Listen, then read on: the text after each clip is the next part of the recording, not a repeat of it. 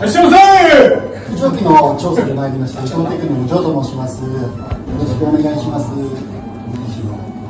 い、頂戴いたします。テクノのジョーです。よろしくお願いします。本日伺ってきたのが、店内の空調機の代替というお話で伺ったんですけども、こちらの2台で間違いないでしょうか。はい。ちなみになんですけど、お店の空調機はこの2台で全て賄われているんでしょうか。そうですね。こちら2台。他にはないです。かしこまりました。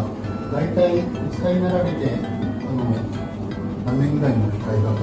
今15年くらいで、はい、で今ちょっと助成金っていう話があって、はい、ちょっと検討してるんですけど、助成金のご利用ご検討で、かしこまりました。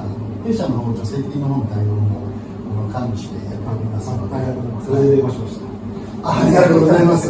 はい。ではちょっと調査の方を始めさせていただいてもよろしいでしょうか。